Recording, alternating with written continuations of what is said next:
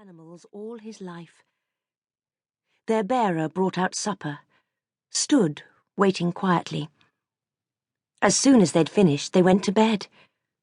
"We just can't keep our hands off one another," she told her diary. In a couple of months, she was pregnant. And then all this began, she wrote to her parents now, in her corner of the cafe.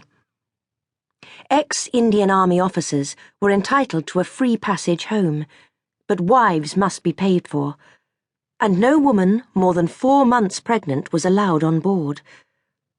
By the time we heard that, I was already 3, so we had to get weaving, one of Will's favourite expressions, in order to buy my ticket.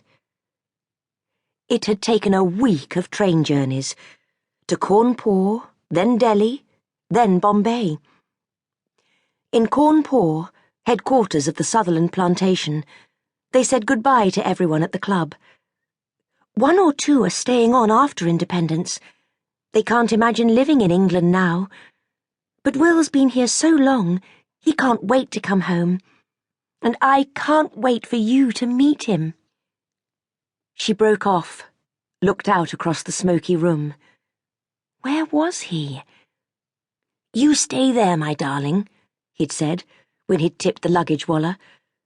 The room off the foyer was heaped with cases. Their trunks were already on board in the hold. Stuffed to the brim, and including the panther. Then he was off, striding away to the little white house on the pier again, where he'd been told at Army HQ in Delhi he should buy her ticket. But yesterday it was shut up tight.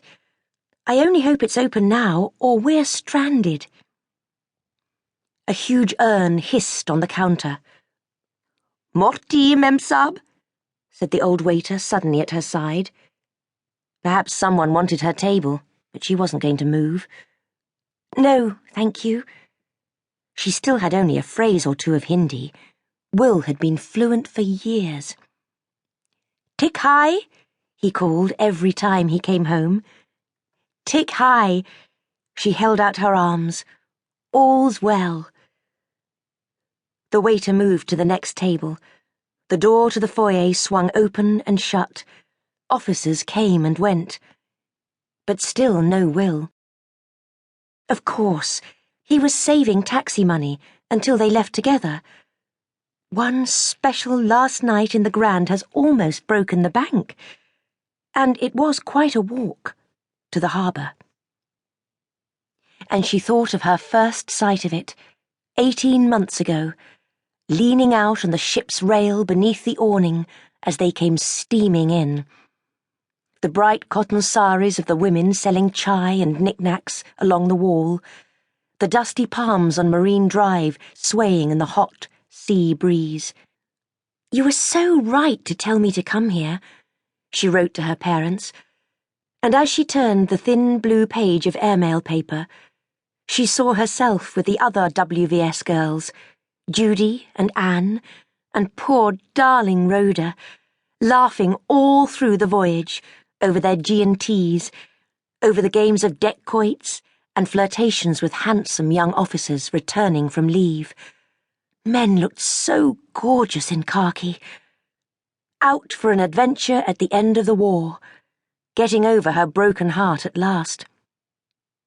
India. India had saved her. It had saved Will, too, from a deadly London insurance office. When his father died in 34, a heart attack at the rectory breakfast table, what an awful thing. He'd left his mother and sister in Norfolk, upped sticks, and come out on his own adventure.